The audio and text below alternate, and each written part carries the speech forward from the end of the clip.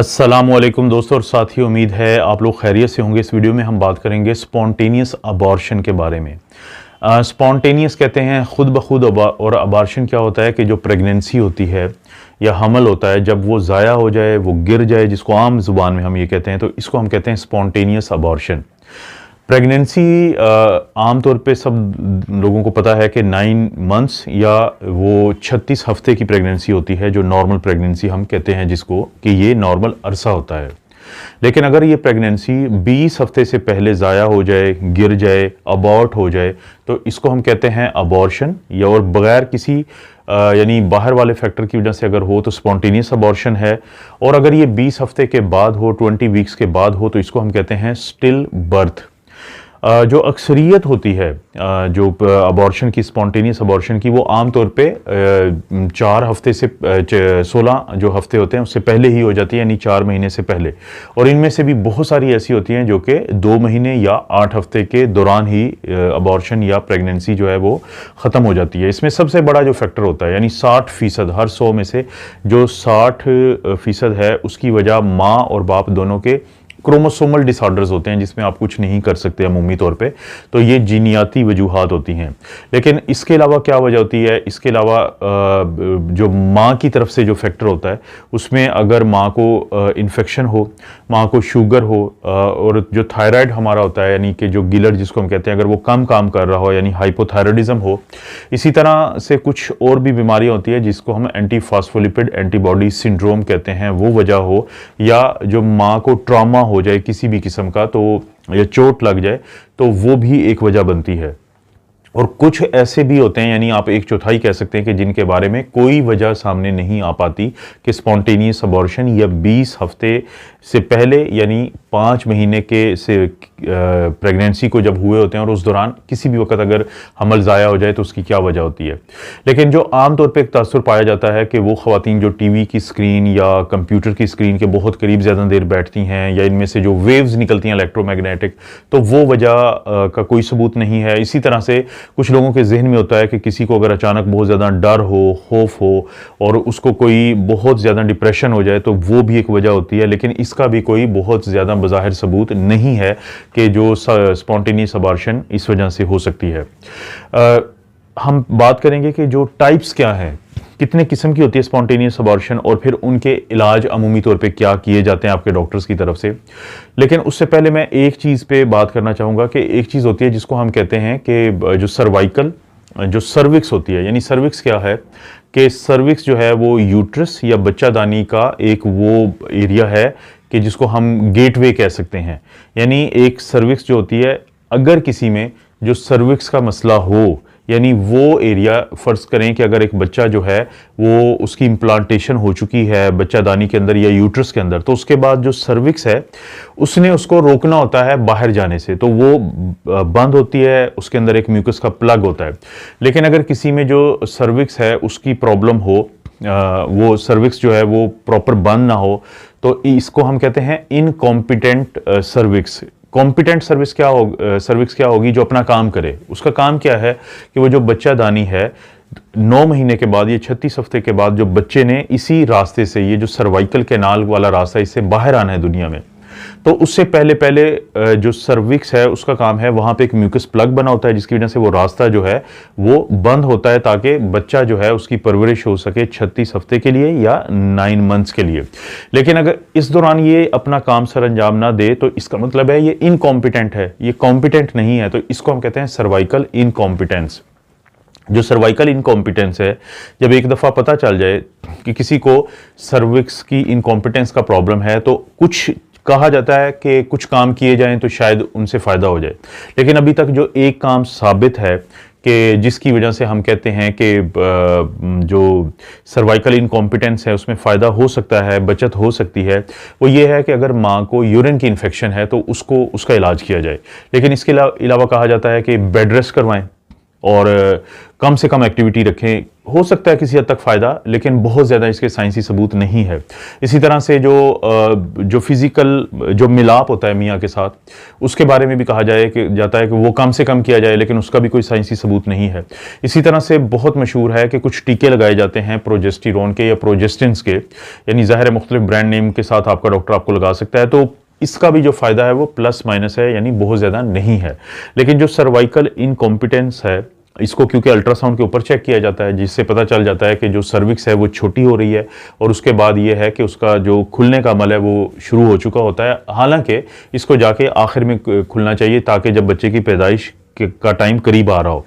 लेकिन क्योंकि अगर ये पहले शुरू हो जाए तो ये अल्ट्रासाउंड पे पता चल जाता है, और अल्ट्रासाउंड भी वो जो 3.5 से 4 महीने के बाद किया जाता है, क्योंकि उससे पहले बहुत मुश्किल होता है ये बताना कि किसी की जो सर्विक्स है वो इनकॉम्पिटेंट है। क्योंकि जो सर्वाइकल इनकॉम्पिटेंस की वजूहात होती हैं, उसमें अगर तो पहले प्रेगनेंसी में भी हुआ था ऐसे, तो फिर तो जल्दी पता चल जाएगा, एक ये वजह होती है। दूसरा, बाज़ औक़ात जो सर्विक्स होती है इसकी छोटे मोटे ऑपरेशन होते हैं, जैसे जिसको हम सर्वाइकल कॉनाइजेशन कहते हैं, यानी वहां से मटेरियल लिया जाता है सर्विक्स के में अगर कोई ग्रोथ हो या गिल्टी हो उसके बारे में जानने के लिए। और बाज़ का चोट या जो ट्रामा होता है वो एक वजह होती है सर्वाइकल इनकॉम्पिटेंस की। और बाज़ लोगों में एक दवाई होती है डाइथाइल स्टिल बेस्ट्रोल, तो उसके साथ, जिसको डेस कहते हैं, अगर इस दवाई को किसी ने का एक्सपोयर हुआ हो तो वो वजह हो सकती है कि सर्वाइकल इनकॉम्पिटेंस की। तो बहुत जगहों पे जहाँ पे इन्फेक्शन ना हो, जहाँ पे अंदर कोई बहुत ज़्यादा, यानी बच्चा ठीक है अंदर, और कोई बच्चे की जो ज़िंदगी है वो है, जिसका पता चल जाता है कि जब अल्ट्रासाउंड किया जाता है तो उस पर कार्डिक एक्टिविटी नज़र आ जाती है, बच्चे की मूवमेंट्स नज़र आ जाती हैं। तो एक दफ़ा जब पता चल जाए कि बच्चा ठीक है और किसी किस्म की इन्फेक्शन नहीं है, और जो बच्चे के इर्द गिर्द झिल्ली होती है तो उसको नुकसान नहीं हुआ और वो बाहर नहीं आ रही, तो फिर आमतौर पे जो इनकॉम्पिटेंट सर्वाइकल होती है या वो सर्विक्स कि जिसका में मसला हो कि खुदा न खास्ता जो ये बच्चा जो है वक्त से पहले आ सकता है, तो फिर वहाँ पे एक सूचर लगा देते हैं डॉक्टर, जिसको हम सर्कलेज कहते हैं। तो सर्कलेज जो है वो आपका जो गायनोकोलॉजिस्ट है या ऑब्स्टेट्रिक्स का जो डॉक्टर है, ऑब्स्टेट्रिशियन जिसे कहते हैं, तो वो फैसला करेगा आपकी पूरी कंडीशन को देखते हुए कि आपको इस सूचर की ज़रूरत है कि नहीं। ये टांका समझ लें, जो कि फिर जब पैदाइश से पहले खोल दिया जाता है, ताकि पैदाइश से पहले मसला ना बने। क्योंकि एक दफ़ा जब सर्विक्स खुलना शुरू हो जाती है, सर्वाइकल डायलिटेशन हो जाती है, ख़ासतौर पर अगर 4 सेंटीमीटर से ज़्यादा, तो उसके बाद जो यूट्रस है वो उसकी मूवमेंट आना शुरू हो जाती हैं। वहाँ पे एक किस्म का ये पैगाम जाता है कि शायद पैदाइश का करीब वक्त है, और जो मेम्ब्रेन्स होती हैं वो रप्चर हो जाती हैं, जिससे पानी बाहर आता है। जो आमतौर पे ख़वातीन जानती हैं कि अगर ऐसा कोई प्रॉब्लम हो तो पानी बाहर आता है, मूवमेंट शुरू हो जाती हैं, और खुदा न खास्ता पेट में दर्द शुरू हो जाता है। तो जो सर्वाइकल इनकॉम्पिटेंस है उसके बारे में उन लोगों को जानना बहुत ज़रूरी है जो कि स्पॉन्टेनियस अबॉर्शन के बारे में जानना चाहते हैं। अब अगर हम बात करें कि कौन कौन सी टाइप्स होती हैं स्पॉन्टेनियस अबॉर्शन की, एक होती है जिसको हम थ्रेटेंड अबॉर्शन कहते हैं। जो थ्रेटेंड अबॉर्शन होती है, इसका ये मतलब है कि ख़तरा है कि अबॉर्शन हो सकती है। कैसे पता चलता है कि अगर किसी को ब्लीडिंग शुरू हो जाए या पेट में दर्द रहे, और ब्लीडिंग के साथ पेट में दर्द रहे या अलग से दर्द रहे, तो इसका मतलब है कि जो थ्रेट है, ख़तरा है, डर है कि किसी की जो अबॉर्शन होने का इसे डर कहते हैं। और इसी तरह से एक है कि बेसिकली जो मिस्ड अबॉर्शन एक हम कहते हैं। मिस्ड अबॉर्शन क्या होती है कि अगर किसी को जो प्रेगनेंसी की अलामात थी वो ख़त्म हो जाए, अल्ट्रासाउंड के ऊपर बच्चे की एक्टिविटी ना मिले, कार्डिक एक्टिविटी, और साथ ही बच्चे की मूवमेंट्स ना मिले, और वो अलामात जिससे आपको पता चलता है कि प्रेगनेंसी है, तो इसका मतलब है कि अबॉर्शन जो है वो मिस हो चुकी है, बच्चा जो है वो अब जिंदा नहीं है। तो ऐसी सूरत में फिर डॉक्टर क्या करते हैं कि वो जो खातून जो प्रेग्नेंट थी उनके साथ साइकोलॉजिकल डिस्कशन करते हैं, ताकि उनको आहिस्ता आहिस्ता तैयार किया जाए कि जो बच्चा है वो नहीं रहा है, और अब अगला मरहला जो है वो हो सकता है कि उसको हम मेडिकल तरीके से बच्चे को जिस्म से बाहर आने दें, जिसके लिए कुछ दवाइयाँ होती हैं। मतलब मीज़ोप्रोस्टोल नामी दवाई है, अक्सर लोगों ने सुना होगा, तो वो आपका डॉक्टर या आपकी डॉक्टर मखसूस खुराक डोज में और मखसूस टाइम के बाद देते हैं, ताकि मेडिकली बच्चे को जिस्म से बाहर निकाला जाए, या बच्चे के साथ जो बाकी जिसको हम प्रोडक्ट्स ऑफ कंसेप्शन कहते हैं। लेकिन बाज़ औक़ात सर्जरी की तरफ जाना पड़ता है, जिसे डायलिटेशन एंड क्यूरेटाज कहते हैं, क्योंकि जो मिस्ड अबॉर्शन है उसके अंदर जो सर्विक्स है वो डायलेटेड नहीं होती और कोई ब्लीडिंग नहीं चल रही होती। तो बेसिकली थ्रेटेंड अबॉर्शन है, मिस्ड अबॉर्शन है। उसके अलावा एक होती है इनएविटेबल अबॉर्शन। इनएविटेबल का अबॉर्शन का क्या मतलब है? एक ऐसा अबॉर्शन या हमल का ज़ाया होना है जो नागुज़ीर है। ये किस वक्त आमतौर पे पता चलता है? किसी लड़की को या खातून को जो प्रेग्नेंट थी, उनको पेट में दर्द बहुत ज़्यादा रहना शुरू हो जाए, ब्लीडिंग शुरू हो जाए और पानी आना शुरू हो जाए, जिसको हम रप्चर्ड मेम्ब्रेन्स कहते हैं। तो और इसका मतलब ये होता है कि अब ये अबॉर्शन होगी, अब ये इसको रोकना बहुत मुश्किल है। तो इसका भी यही तरीका है कि अगर कोई थ्रेटेंड अबॉर्शन है तो डॉक्टर जो है वो आपको एडमिट करेंगे या आपसे डिस्कशन करेंगे और फिर मेडिकली या सर्जिकली फिर आपको इसके साथ वो ट्रीट करेंगे। तो इसके बाद जो अगली है वो है इनकम्प्लीट अबॉर्शन। इनकम्प्लीट अबॉर्शन क्या होती है? जैसे नाम से भी जाहिर है कि कंप्लीट नहीं है, कि ब्लीडिंग तो वो चल रही है, अभी पेट में दर्द भी है और जो कुछ तो जो हमल के जो अज्जा हैं, बच्चा है, प्लेसेंटा है, मेम्ब्रेन्स है, वो निकल गई हैं यूट्रस से और कुछ अभी मौजूद हैं, जिसको कहते हैं रिटेन्ड प्रोडक्ट्स ऑफ कंसेप्शन, कि जिसको अल्ट्रासाउंड पे आपका जो गायनेकोलॉजिस्ट है वो या ऑब्स्टेट्रिशियन है वो अल्ट्रासाउंड से इस चीज़ को पकड़ सकता है कि आपकी यूट्रस के अंदर अभी कुछ प्रोडक्ट्स हैं।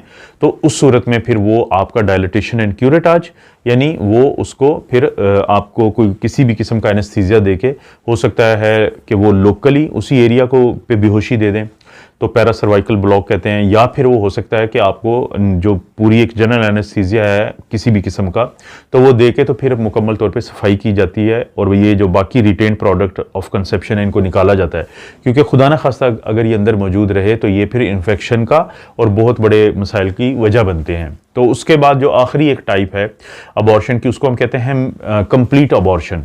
जैसे नाम से भी जाहिर है कि इसमें मुकम्मल तौर पे जो बच्चा है वो बाहर आ चुका होता है, प्लेसेंटा और बाकी जो चीज़ें वो बाहर आ चुकी होती हैं। इसी तरह से जो प्रेगनेंसी के असरात हैं या अलामात हैं वो ख़त्म हो चुकी होती हैं और इसी तरह से कोई ब्लीडिंग आमतौर पे नहीं हो रही होती और थोड़ा बहुत स्पॉटिंग चल रही होती है या ब्राउनिश किस्म का थोड़ा डिस्चार्ज आ रहा होता है। तो ये जो है ये कंप्लीट अबॉर्शन इसको कहते हैं। तो अगर किसी को आमतौर पे यही कहा जाता है कि अगर किसी को अबॉर्शन हुई है तो चांसेस यही होते हैं कि अगली दफ़ा जो है वो ज़रूरी नहीं कि अबॉर्शन हो, बल्कि बहुत सारी ऐसी ख़वातीन भी जिनको 3 दफ़ा भी अगर उनको अबॉर्शन हो चुकी होती है तो उनको 50% चांसेस होते हैं कि अगली दफ़ा वो मुकम्मल उनकी प्रेगनेंसी हो। इसका सबसे अच्छा तरीका ये है कि अगर खुदा न खास्ता आपके जहन में अबॉर्शन का डर है या आपके को पहले ऐसा प्रॉब्लम हो चुका है या आपकी फैमिलीज़ में ऐसे प्रॉब्लम हुए हैं, तो आप बाकायदगी से जो एंटीनेटल विजिट्स होते हैं, जो आपको अपने गायनेकोलॉजिस्ट के पास जाना होता है, उसको बाकायदगी से रखें। आपका जो अल्ट्रासाउंड है वो बाकायदगी से हो, ताकि देखा जाए कि जो बच्चे का साइज़ है, जिसको हम क्राउन रम्प लेंथ कहते हैं CRL, के उसके बारे में बात हो। फिर जेस्टेशनल सैक जिसके अंदर वो बच्चा मौजूद है, जो फीटस मौजूद है, उसके लेंथ होती है, उसके सर्टन डायमीटर्स होते हैं, उनके ऊपर वो देखा जाए कि हर जो विज़िट पे क्या सूरत हाल है। इसी तरह से फिर इस चीज़ का ख्याल रखा जाए कि जो आपकी डाइट होती है, आपकी डॉक्टर आपकी डाइट के बारे में आपको ख़ास तौर पे वो बताएंगी कि आपने क्या खाना है, क्योंकि आपकी अगर आपको खुराक की कमी है तो ये भी एक वजह बनती है इस तरह के मसाइल की। इसी तरह से हमारा एक टेस्ट होता है जिसको हम HCG ह्यूमन कोरियोनिक गोनाडोट्रोफिन कहते हैं। तो ये आमतौर पे प्रेगनेंसी का टेस्ट है, तो इसका भी लेवल चेक करवाया जाता है अगर किसी जगह पे आपकी डॉक्टर को ये शक पड़े कि जो बच्चे की मूवमेंट्स हैं वो कम हैं या खुदा न खास्ता कोई मिस्ड अबॉर्शन है, तो उस सूरत में जो बीटा ये जो HCG का लेवल है ये भी ड्रॉप होना शुरू हो जाता है। तो ये है स्पॉन्टेनियस अबॉर्शन, और अपने डॉक्टर के साथ ये डिस्कशन ज़रूर करें। रेगुलर फॉलोअप विजिट पे जाएं, जब क्योंकि जो अल्ट्रासाउंड होता है ये एक्सरे की तरह नहीं होता, ये एक नॉन इन्वेजिव चीज़ है, यानी इससे आपको नुकसान नहीं है। अगर किसी आपके 10 अल्ट्रासाउंड की ज़रूरत है तो वो करवाए जा सकते हैं, ताकि सीरियली देखा जाए कि आपका बच्चा जो है उसकी परवरिश कैसे चल रही है। कोशिश करें कि अपने डॉक्टर की एडवाइस को फॉलो करें। अपने डॉक्टर से जो आपके जहन में सवालात होते हैं घर से वो लिख के लेके जाएं और हर सवाल का जवाब कोशिश करें कि आपको मिले, ताकि जितना ज़्यादा आपको इन सवालात के जवाबात का पता होगा उतना आपके लिए आसानी होगी। इस तरह की वीडियोस आपको मिलती रहेंगी। आप अपना और अपनी फैमिली का ख्याल रखें। अल्लाह ताला आपको और आपकी फैमिली को हर किस्म की बुराई, बीमारी और आजमाइश से महफूज रखे।